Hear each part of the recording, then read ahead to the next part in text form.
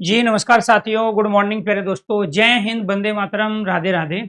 आज की जो हमारी क्लास है दोस्तों, उसके अंतर्गत टॉपिक चल रहा है हमारा संधि। और संधि में आज स्वर संधि के भेदों में हमें यण संधि वाला टॉपिक कंप्लीट कराना है। यण तो यण संधि कहाँ होगी जी? यण संधि की कंडीशन आपको कल लिखवाई गई थी और उसमें ये बताया गया कि शब्द के बीचों बीच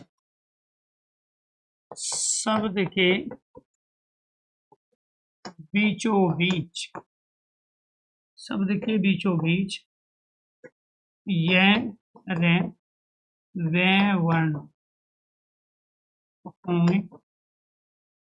शब्द के बीचों बीच य रे वे वर्ण में से कोई एक वर्ण होगा तथा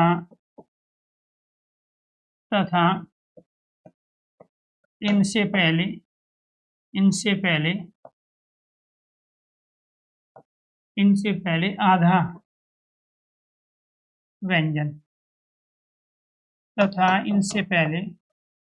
आधा व्यंजन होगा। तो वो क्या कहलाते हैं? वो यण संधि कहलाते हैं। शब्द के बीचों बीच य रे ले वे वर्ण होंगे। य रे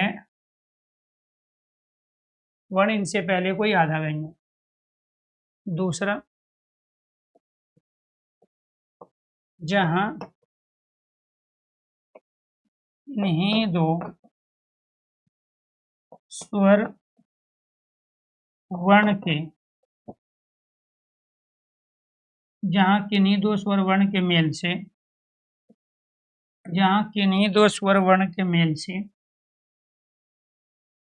स्वर वर्ण के मेल से ये रे वे वर्ण बने।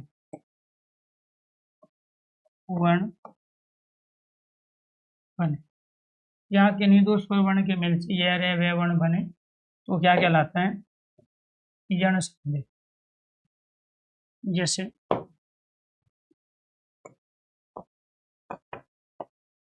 यद्यपि, अत्याचार इत्यादि, अध्यक्ष, अध्यादेश और प्रत्यक्ष। यहाँ पर क्या है जी? यदि और अपि। ये क्या है? यदि और अपि। यहाँ पर क्या है? अति और आचार, इति और आदि, अधि और अक्ष, अधि और आदेश, और यहाँ प्रति और अक्ष प्रत्यक्ष। क्लियर? इसमें क्या है? इधर से ई और ए, यहाँ से भी ई और आ, इधर से हमने ई और आ को लिया, इसमें हमने ई और ए को लिया, ई और ए को, इसमें हमने ई और आ को लिया, और इसमें भी हमने ई और ए को लिया।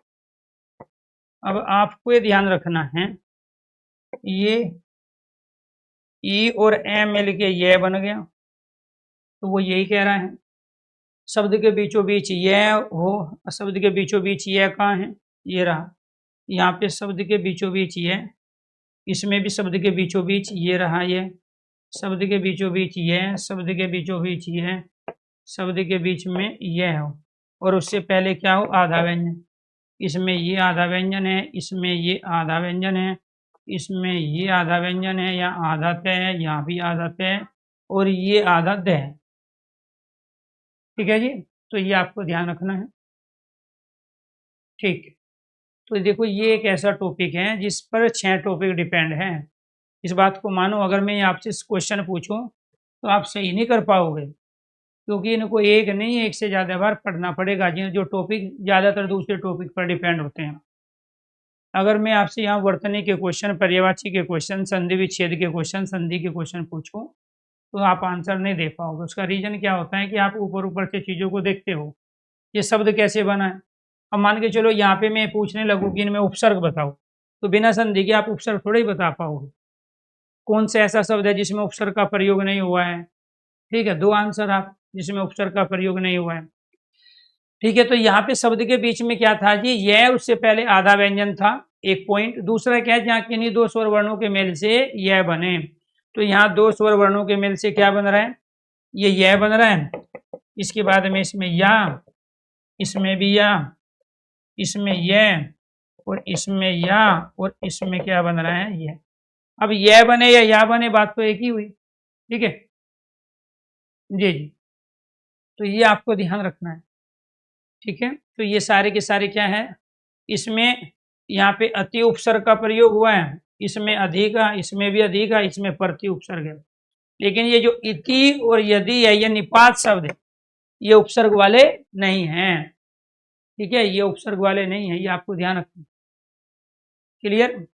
इसके बाद आगे की कंडीशन देखो, दूसरे एग्जाम्पल देखो ये क्या है। दूसरे एग्जाम्पल है आपके यहाँ पे प्रत्येक, प्रत्याहार, प्रत्यूष। ठीक है जी,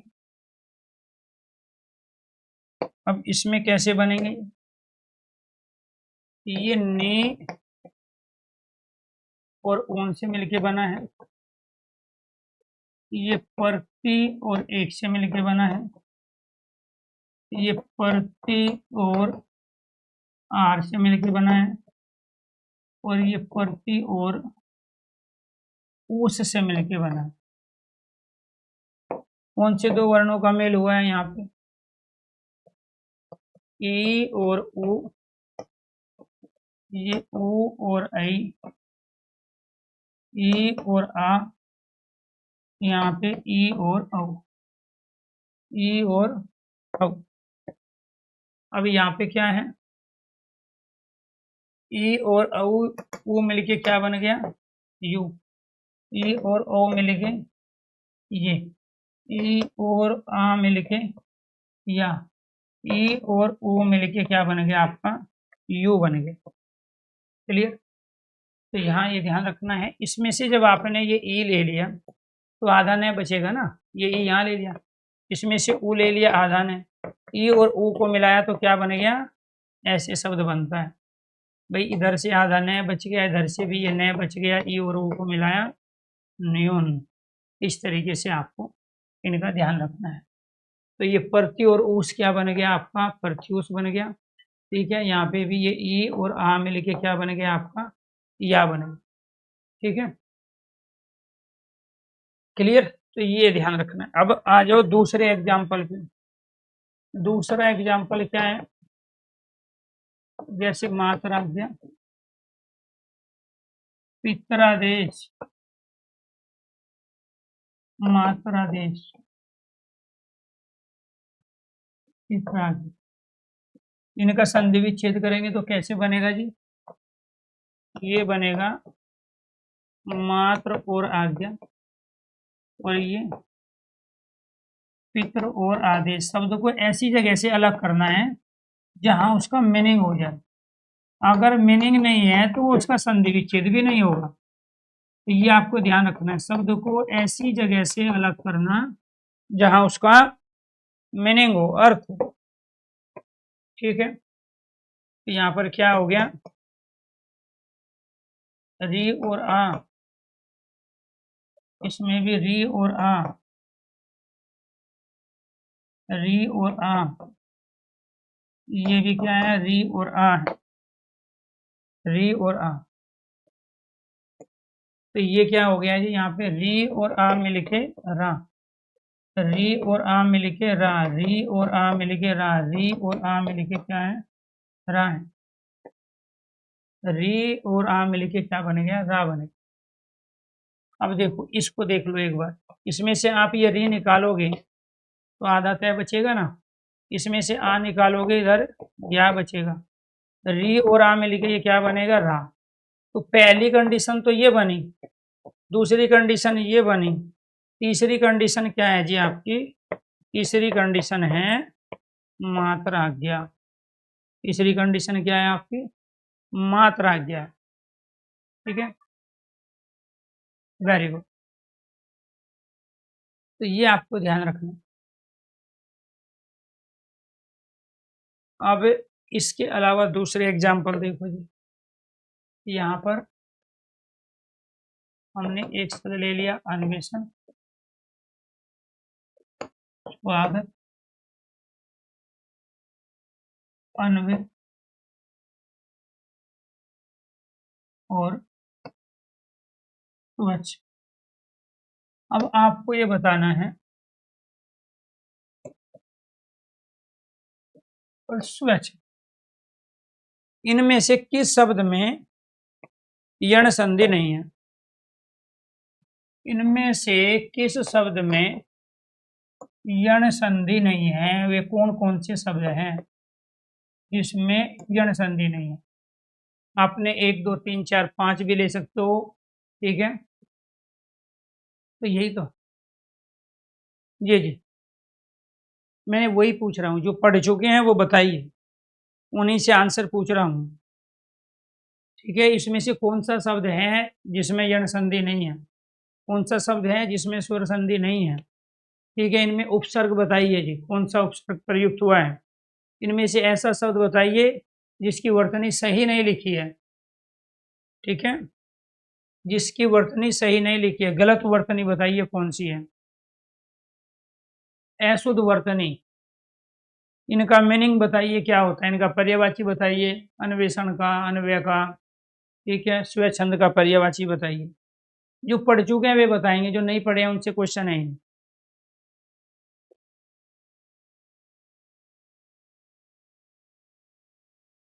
ठीक है जी,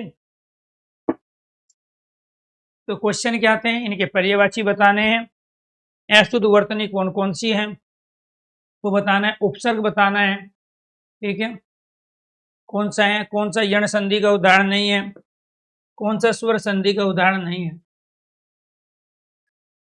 कैसे बताओगे, देखो ये बना है आपका अनु और ऐसन से, ये बना है आपका तू और आगत से, ये बना है आपका अनु और ऐसे, ये बना है आपका तू और अच से, और ये बना है स्व और, यहाँ पे ये आपका, या तो अनुस्वार लगाओ ये वाला, या यहाँ न लगाओ, मैं लगा देता हूँ, अनुस्वार को न में परिवर्तन कर लेते। ठीक है, अब क्या करोगे जी इसमें, अब आप बताओगे जी कौन से दो वर्ण आए, इधर से आपका उ आ गया, इधर से आई, तो क्या बनेगा वी, इधर से आपका उ आ गया, इधर से आपका आ गया, उ और आ मिलके क्या बनेगा वाह, इधर से आपका उ आ गया, इधर से आपका ए आ गया, उ और ए मिलके क्या बनेगा वे बनेगा, इधर से आपका उ आ गया, इधर से आपका ए आ गया, उ और ए मिलके क्या बनेगा वे, यहाँ से आपका ए आ गया, इधर आपका छ आ गया, तो ए और छ मिलके तो यहाँ से वे नहीं बन रहा है। तो आपको ये ध्यान रखना है, यदि किसी स्वर के बाद में छ वर्ण आता है तो उसके बीच में च का आगम हो जाता है, क्या आ जाता है बीच में च, तो इसका मतलब ये क्या है, ये व्यंजन संधि का उदाहरण है। ये किसका उदाहरण है, व्यंजन संधि का, स्वर संधि का नहीं। ठीक है, ये आपको ध्यान रखना है। अब शब्द के बिल्कुल बीचों बीच वह उससे पहले आधा व्यंजन, वह उससे पहले आधा व्यंजन, वह उससे पहले आधा व्यंजन, वह उससे पहले आधा व्यंजन है। ठीक है, अब इसमें से ऊ ले लिया, इधर से ए ले लिया, ऊ और ए मिल गए तो वह बन रहा है, इसलिए इसके अंतर्गत स्वरों का मेल हुआ और वो भी क्या बना रहा है, वे। तो ये तो अपने आप में क्या है, यण संधि का उदाहरण है, लेकिन ये यण संधि का उदाहरण नहीं है। इसमें कौन सा उपसर्ग है, इसमें कोई उपसर्ग नहीं है, ये निपात है, ये उपसर्ग रहित शब्द है। इसमें सु, इसमें अनु, इसमें सु, इसमें अनु उपसर्ग का प्रयोग हुआ है। ठीक है। अनु का पीछे ऐसण का छानबीन, जो पीछे की छानबीन करता है वो क्या कहलाया, अन्वेषण कहलाया। तो वो आपसे वर्तनी के रूप में पूछ सकता है, शाब्दिक अर्थ पूछ सकता है, पर्यायवाची पूछ सकता है। ठीक है जी, ये आपको ध्यान रखना है। नेक्स्ट देखो आप, तो आपने यण संधि कंप्लीट कर ली। तीसरी है आपकी गुण संधि। कहाँ होगी गुण संधि, शब्द के बीचों बीच, शब्द के बीचों बीच, शब्द के बीचों बीच एक मात्रा, शब्द के बीचों बीच एक मात्रा ऐ और औ, शब्द के बीचों बीच एक मात्रा ऐ और औ की होती है। या फिर हम क्या करेंगे, जहां जहां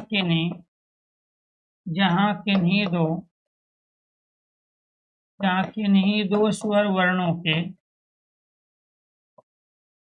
मेल से, जहां किन्हीं दो स्वर वर्णों के मेल से ऐ, औ और अर, जहां किन्हीं दो स्वर वर्णों के मेल से ऐ और अर वर्ण बने, वो क्या कहलाता है, वो गुण संधि कहलाता है। वो क्या कहलाएगी, गुण संधि। ठीक है जी। तीसरी कंडीशन, ए के साथ में ई आएगा, ऐ बनाए, ए के साथ में ऊ आएगा तो क्या बनाए, ओ बनाए। और ए के साथ में री आएगा तो क्या बनेगा, अर बनेगा। क्या बनेगा, अर। तो ये आपको ध्यान रखना है, ये जो कंडीशन है जहां बनेगी वो गुण संधि कहलाए। जैसे हमने यहाँ शब्द ले लिया रमेश, सुरेश, गणेश, राकेश, राजेश। इन शब्द के बीचों बीच क्या है जी, एक मात्रा है। वो एक मात्रा ये है, वो एक मात्रा ये है, वो एक मात्रा ये हो गई। ठीक है जी। यहाँ पर कौन से दो वर्ण हो गए, ये हो गया आपका रमा और ईश, रमेश हो गया। ये क्या हो गया, सुर और ईश, सुरेश हो गया। और ये गण और ईश, गणेश हो गया। और ये राका और ईश, राकेश हो गया। और ये राज और ईश, राजेश हो गया। ये क्या हो गया, राज और ईश, राजेश। कौन से दो वर्णों का मेल हुआ, इसमें से आ और ई मिल गए, इधर से ए और ई मिल गए, ये ए और ई मिल गए, इधर से आ और ई मिल गए, और इधर से आपका ए और ई मिल गए। ठीक है। तो यहाँ आपको ध्यान रखना है जी, ये बनेगा क्या आपका, ये आई बनेगा, ये आई बनेगा। इन सबको मिलाने के बाद में आपका ये आई बनेगा। इसीलिए यहाँ बीचों बीच एक मात्रा आई है, इसमें ये एक मात्रा, इसमें ये एक मात्रा, इसमें ये एक मात्रा, इसमें ये एक मात्रा। ठीक है। नेक्स्ट देखो जी, यहाँ पे नरेंद्र, योगेंद्र, राजेंद्र, महेंद्र। तो इनमें भी शब्द के बीचों बीच क्या है, एक मात्रा, ये वाली एक मात्रा है। और जब इनका संधि विच्छेद करेंगे तो आपको ऐसी जगह से अलग करना है जहां इनका मीनिंग हो जाए। जैसे नर और इंद्र, ऐसे ही योग और इंद्र, राज और इंद्र, ऐसे ही महा और इंद्र। कौन से दो वर्णों का मेल हुआ है? ए के साथ में ई आ गया, ए के साथ में ई आ गया, ए के साथ में ई आ गया, आ के साथ में ई आ गया। तो इन सबको मिलाने के बाद में आई, इनको भी मिलाने के बाद में आई, इनको भी मिलाने के बाद में आपका आई बना, तभी तो एक मात्रा आई है।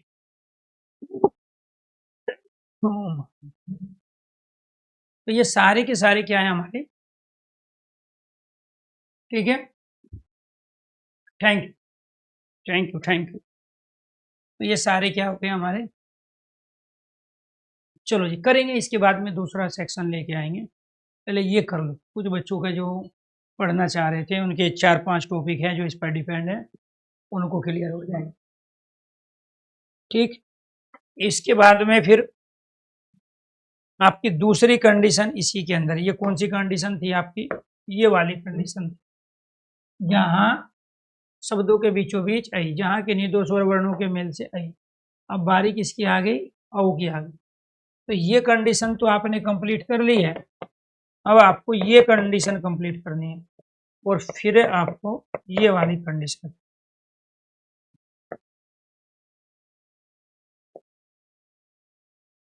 यहाँ पे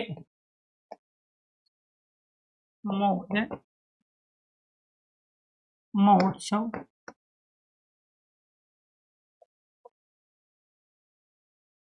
महोत्सव, परोपकार, सर्वोदय, इन सब के बीचों बीच ये वाला औ, इसमें भी यह हुआ है, इसमें भी यह हुआ है, इसमें भी यह हुआ है। तो शब्द को ऐसी जगह से अलग करेंगे जो इनका मीनिंग बन जाए। महा और उदय, ऐसे ही महा और उत्सव, यहाँ पर और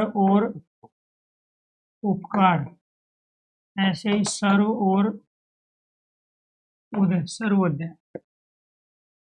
ठीक है जी, ये आपको ध्यान रखना। तो इधर से क्या आ गया आपका, आ और उ, इधर भी आ और उ, इधर भी ए और उ आ गया, इधर भी ए और उ आ गया। तो ये आपको ध्यान रखना है, दोनों मिलके क्या बनेगा, औ बनेगा। ये भी दोनों मिलके औ बनेगा, ये भी दोनों मिलके औ बनेगा, ये भी औ बनेगा। इसी वजह से यहाँ बीचों बीच एक मात्रा आई है। दूसरे देखो जी एग्जाम्पल, री कैसे बनेगा, जैसे सप्तऋषि, ब्रह्म ऋषि, देव ऋषि, योग ऋषि। तो यहाँ पर क्या आ जाएगा आपको, सप्त और ऋषि, ऐसे ही ब्रह्म और ऋषि, देव और ऋषि, यहाँ पे योग और ऋषि। यहाँ पर क्या है जी आपका, ए के साथ में री, यहाँ पे भी ए के साथ में री, यहाँ पे भी ए के साथ में री, और यहाँ भी ए के साथ में री। तो इन सब से क्या बन रहा है, अर। ए और री मिलके क्या बनाएगा, ए और री मिलके अर बनेगा, ए और री मिलके अर बनेगा। और ये कौन सी कंडीशन थी आपकी, ये वाली। ये वाली कंडीशन कि जहां अर बने, ये तीसरी कंडीशन ए और री के साथ में क्या बनेगा, री बनेगा। ठीक है, ठीक है, क्लियर। तो ये था जी आपका गुण संधि। अब आ जाओ वृद्धि संधि में। कौन सी संधि, वृद्धि संधि। ठीक है जी, फोर्थ टॉपिक है आपका वृद्धि संधि। भाई मुझे आज की और कल की क्लास दे दो, उसके बाद में दूसरा सेक्शन शुरू करेंगे। ये टॉपिक कराना बहुत ज़्यादा जरूरी था। ठीक है, हाँ वो, जी जी, ये आपको ध्यान रखना है, जो बच्चे इस टॉपिक को कंप्लीट कर चुके हैं वो आज की और कल की क्लास अटेंड ना करें। ठीक है, वो अपनी दूसरी क्लास अटेंड कर ले। ठीक है, दूसरे सब्जेक्ट की दूसरी क्लासें पढ़ो। इसके बाद में बृहस्पतिवार को जो क्लास होगी उसमें आप आना, उसमें नया सेक्शन शुरू करेंगे जो आपके बाकी बचे हुए टॉपिक है। अभी ये टॉपिक करना जरूरी है क्योंकि इस पर 6 टॉपिक डिपेंड थे। तो सभी बच्चों से निवेदन है भाई, जो इस टॉपिक के बारे में पहले से जानकारी रखते हैं वो आज और कल की क्लास अटेंड ना करके बाकी क्लास ले लें।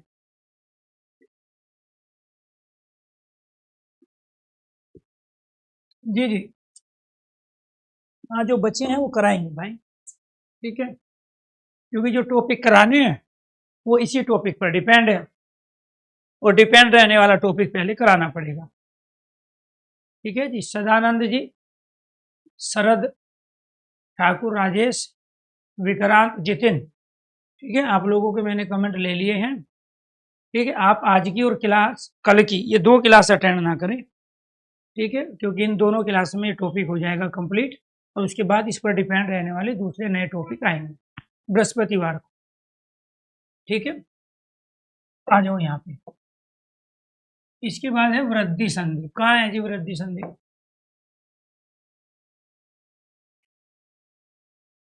जहां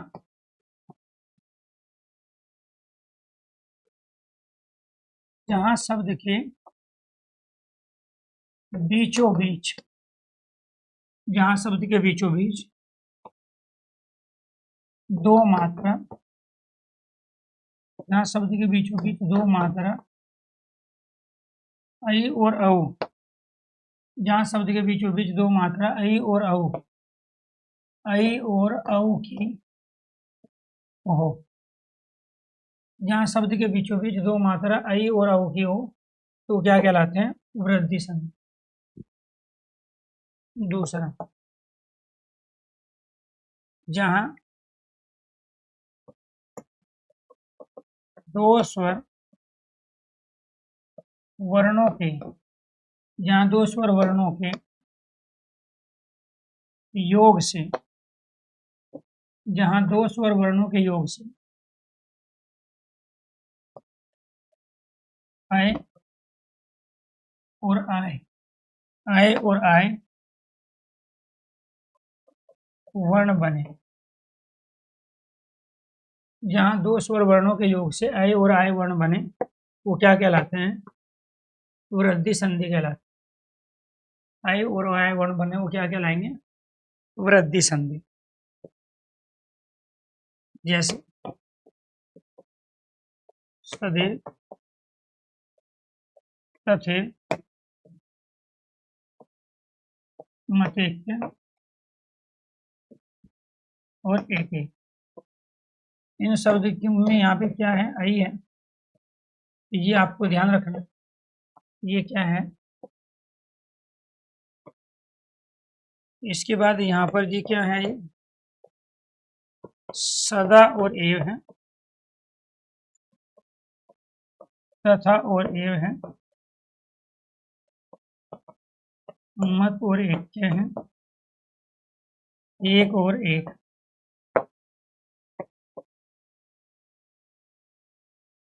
यहाँ पे क्या आएगा, ये आ और ए, और यहाँ क्या है, ये आ और ए, आ और ए, और ये क्या है जी, आ और ए। ठीक है, ये आपको ध्यान रखना। ठीक है, तो ये ध्यान रखना है यहाँ पे ये दोनों को मिला के क्या बन रहा है, आई। ये भी दोनों को मिला के आई, ये दोनों को मिला के क्या बना आपका, आई बना। और ये भी दोनों को मिला के आई बना। वो यही कह रहा है आई बने या फिर आई बने, ये वाला। ठीक है जी। ठीक। इसके बाद शब्द के बीचों बीच ये एक मात्रा आ गई। ठीक, तो इसी वजह से क्या हो गया, ये वृद्धि संधि। शब्द को ऐसी जगह से अलग करना है जहां दोनों का मीनिंग हो। तो इनका मीनिंग है ना, सदा मतलब हमेशा, ए भी जो हमेशा ही है वो सदैव कहलाए। यहां से आ लिया, इधर से ए लिया। ठीक है, अब इन दोनों को मिला के बनेगा क्या आपका, ये बनेगा। और इसकी कितनी मात्रा होती है, दो मात्रा होती है। तो यहाँ पे जब दो मात्रा आई है तो इसका मतलब ये वृद्धि संधि के उदाहरण है। दूसरा देखो, महाऔषधि, महोज, जलोग, जलोग, और इसके बाद में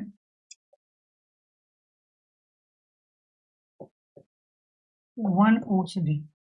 ठीक है जी। तो यहाँ पर क्या है, महा और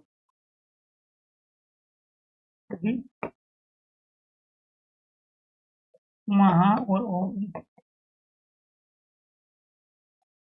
जल और ओग, जलोग, वन और औषधि वनों।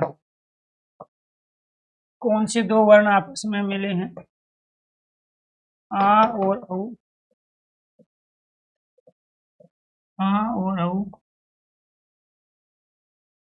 ए और औ, ए और औ। ठीक है जी। यहाँ पे औ, इधर से क्या आ गया, आ और औ मिलके औ बन गया, ए और औ मिलके औ बन गया, ए और औ मिलके औ बन गया। तो शब्द के बिल्कुल बीचों बीच दो मात्रा है ही इसमें, तो इसीलिए क्या कहलाया आपके, वृद्धि संधि। अगर यहाँ तक चीजें क्लियर हो गई हो तो एक बार सारे स्टूडेंट ओके कीजिए। भाई संधि का ये कॉन्सेप्ट अगर क्लियर हो गया है तो एक बार सारे स्टूडेंट ओके कीजिए, यस कीजिए। तो स्वर संधि के चार भेद आपके कंप्लीट हो गए, जिसमें आपने दीर्घ, यण, गुण और वृद्धि संधि पढ़ लिया है। ध्यान रखना है, जब तक शब्द का मीनिंग नहीं होगा उसका संधि विच्छेद नहीं होगा। आदि संधि में मीनिंग नहीं होता, बाकी सब में होगा। ओग का मतलब होता है होदी, पोखर, तालाब। ठीक है, ये आपको ध्यान रखना है। महा मतलब अधिक, बड़ा। ठीक है जी, ये ध्यान रखना। अगर ये चीजें क्लियर है तो एक बार सारे स्टूडेंट ओके कीजिए, यस कीजिए।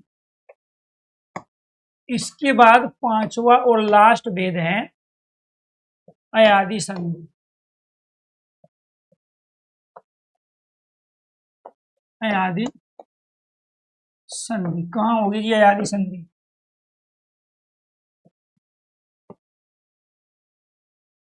शब्द के प्रारंभ में, शब्द के प्रारंभ में, शब्द के प्रारंभ में अय, आय, आओ और आओ। शब्द के प्रारंभ में अय, आय, आओ और आओ, आओ, आओ और आओ होते हैं। शब्द के प्रारंभ में अय, आय, आओ और आओ होते हैं। दूसरा,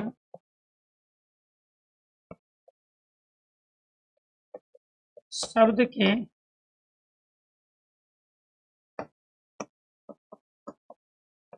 शब्द के बीचों बीच, शब्द के बीचों बीच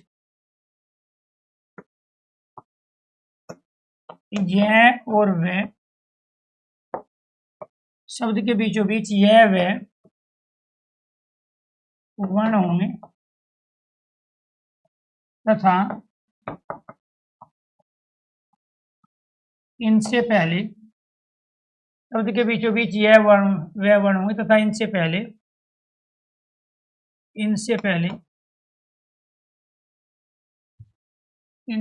स्वर सहित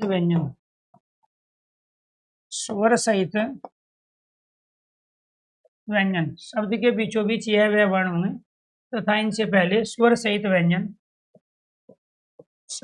व्यंजन होगा। तीसरा,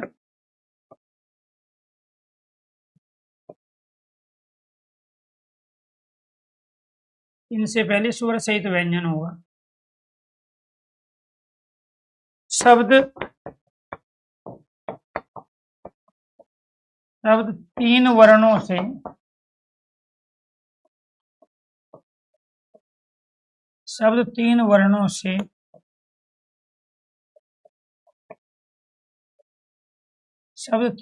से मिलकर बनता है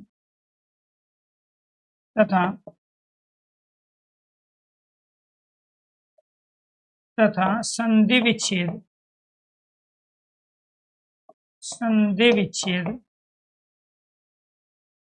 करने पर शब्द तीन वर्णों से मिलकर बनता है तथा संधि विच्छेद करने पर कोई अर्थ नहीं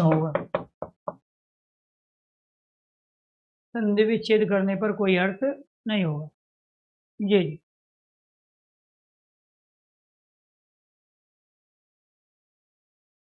हाँ, हिंदी व्याकरण ही चल रही है। जी भूपेंद्र जी, ये हिंदी व्याकरण का ही टॉपिक है।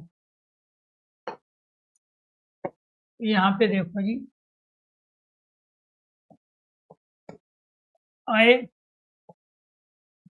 आए, आओ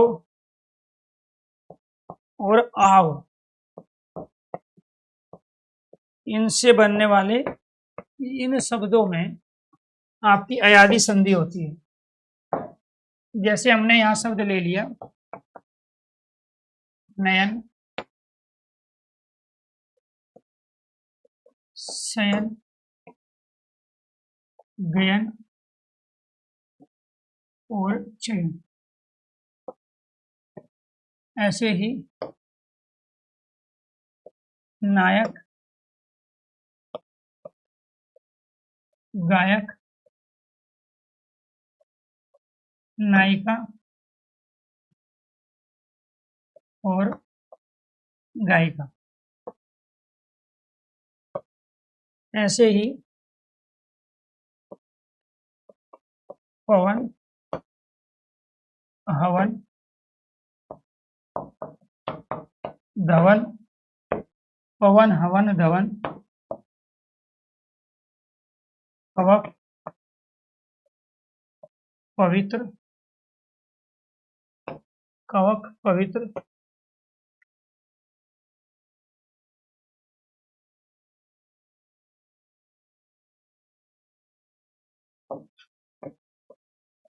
भवन।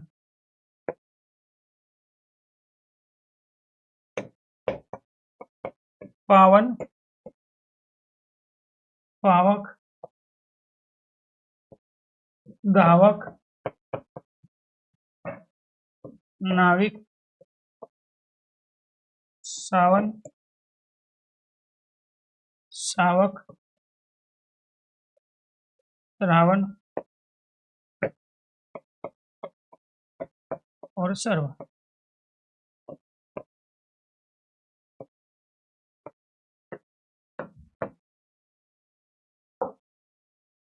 अब जब हम इसका संधि विच्छेद करेंगे तो उससे पहले आपको ये ध्यान रखना है, कंडीशन अप्लाई करेंगे हम अपनी सारी। शब्द के प्रारंभ में आए, आए, आओ और आव होंगे। देखो शब्द के प्रारंभ में आए, आओ कहाँ पे है? ये वाला आपका ए है और ये वाला ये है। इसका मतलब इन सब के आगे आए लगा हुआ है। यहाँ पे ये आए है, ये है। इसका मतलब इन शब्द के आरंभ में आए लगा है। यहाँ पर शब्द के प्रारंभ में ये ए है और ये आपका वे है। इसका मतलब यहाँ अव लगा है। यहाँ शब्द के आरंभ में आ है, इधर आपका वे है, इसका मतलब इन शब्द के आरंभ में आव लगा है। तो जब शब्द के प्रारंभ में आए, आए, आओ और आव आ जाए वो अयादी संधि है। क्लियर? तो ये आपको ध्यान रखना है। दूसरी चीज आपको ये ध्यान रखना है कि शब्द के बीचों बीच या तो यह मिलेगा या वह। ये क्या कह रहा है? शब्द के बीचों बीच यह और वह वर्ण होंगे, इनसे पहले स्वर सहित व्यंजन यानी कि पूरा व्यंजन होगा। शब्द के बिल्कुल बीचों बीच में यह है, उससे पहले पूरा व्यंजन, यह पूरा व्यंजन, वह पूरा व्यंजन, वह पूरा व्यंजन, और सब में यही कंडीशन है। फिर यहाँ पे इस तीसरी कंडीशन पे आ जाओ। ये पहली अप्लाई हो गई, दूसरी है शब्द 3 वर्णों से मिलकर बनता है, संधि विच्छेद करने पर कोई अर्थ नहीं होगा। अयादी संधि एक ऐसी संधि है जहां संधि विच्छेद का अर्थ नहीं होगा। अब देखो, जहां पर आता है अय, ये वाला, वहां मात्रा लगाओगे आप इसकी, और जहां आय आता है वहां मात्रा लगाओगे इसकी, जहां आव आता है वहां मात्रा लगाओगे औ की, और जहां आव आता है वहां मात्रा लगाओगे आप औ की। क्लियर? तो ये आपको ध्यान रखना है। तो ये क्या कहलाया आपका?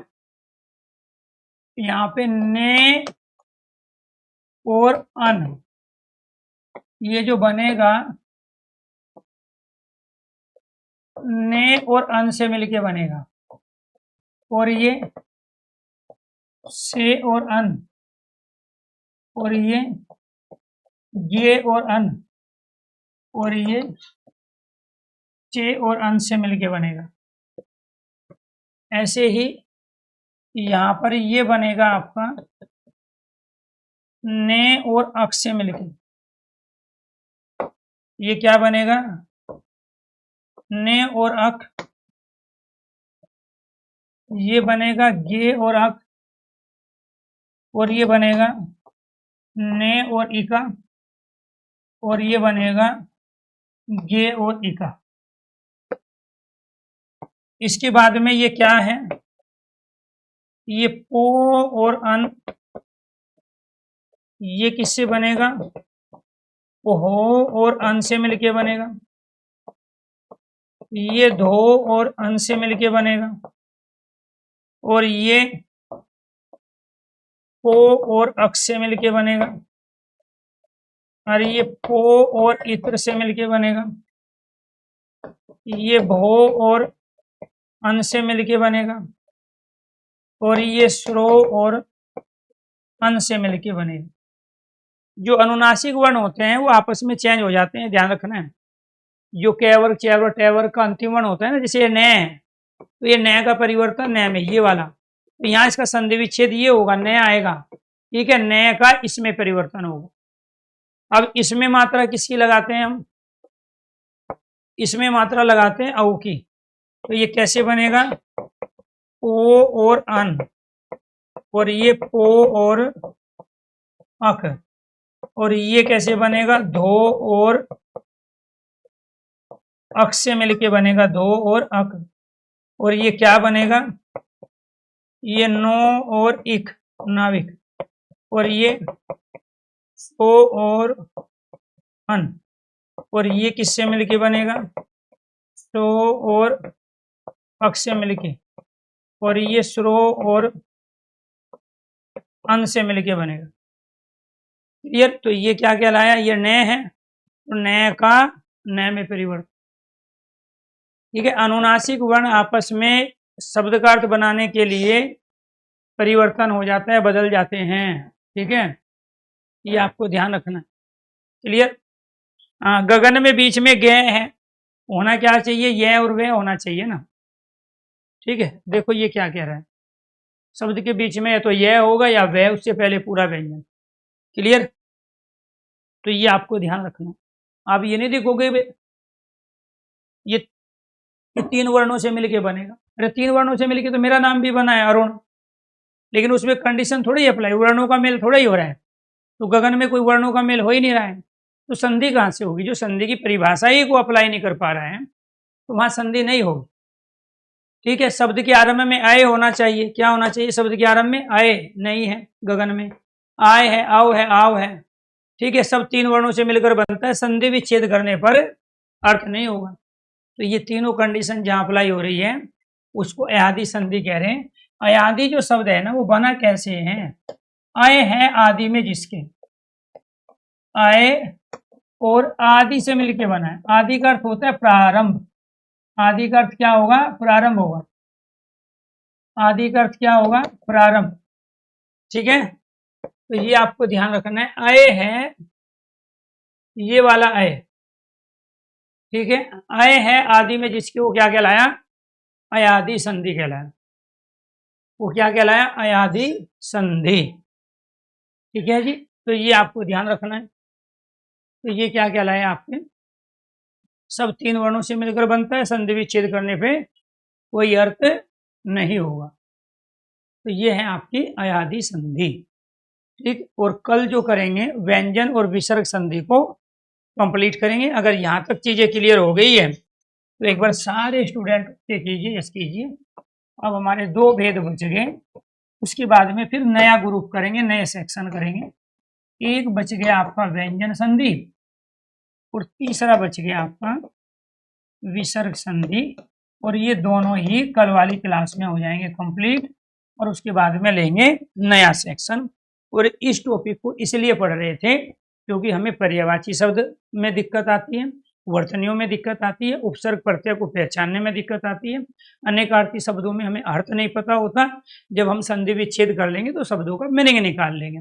तो अपने आप में एक ऐसा टॉपिक था जिस पर 6 और टॉपिक डिपेंड है। अगर उन 6 टॉपिक के डिपेंड कोई क्वेश्चन सही करने, अगर शुद्ध वर्तनी करनी है, आपको शब्दों का अर्थ बताना है, विलोम शब्द पर्यायवाची अनेकार्थी अगर सही करने हैं, उपसर्ग और प्रत्यय सही करने हैं, तो संधि के कौन से को ढंग से समझना पड़ेगा। ठीक है जी जी, थैंक यू। तो सूर्यमन का कुछ कमेंट है, गुरुजी आपसे पढ़ने के बाद एक भी डाउट नहीं रहता है। चलो थैंक यू भाई, आपका लेवल अच्छा है, आपका फोकस है सीखने पे। बाकी कुछ तो बच्चे होते हैं तो कुछ अलग ही दृष्टिकोण से जो है पढ़ने बैठते हैं, तो दूसरे से नहीं सीख पाते हैं। तो जिसका ये है कि मुझे दूसरे से सीखना है, ठीक है, वो वास्तव में बच्चा सीख लेगा, क्योंकि ये एज ऐसी है कि इसमें फोकस कम ही लोग बना पाते हैं और पढ़ाई में निरंतरता भी कम ही लोगों की हो पाती है। देखो पढ़ने के लिए तो 1 लाख से ज़्यादा बच्चे तैयारी कर रहे हैं, ठीक है, तो हर बैच में बहुत सारे लाखों की संख्या में, हजारों की संख्या में बच्चे इन्वॉल्व होते हैं, लेकिन सही तरीके से जो सिलेक्शन देने वाले बच्चे हैं, वो सीरियस जो बच्चे होते हैं वो कम ही होते हैं, और वो हर बैच में भी मिलेंगे आपको। बाकी जब पेपर देंगे तब भी है, वो भीड़ होती है, ठीक है, आपको उस भीड़ से नहीं डरना है कि इतने लाख पारंग चले गए हैं। ठीक है, पढ़ने वाले बच्चों की संख्या आज की डेट में वास्तव में कम होती है।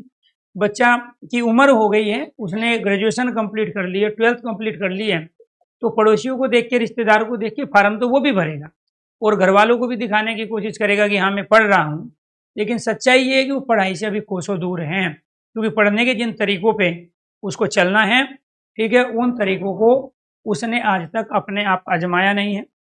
उसको पता ही नहीं है कि किस टॉपिक को किस तरीके से हमें लेना है, कितने क्वेश्चंस की वैरायटी वहाँ से बनती है और किस तरीके से हमें टॉपिक वाइज चीज़ों से फ्री होना है। तो सभी दोस्तों को नमस्कार, धन्यवाद।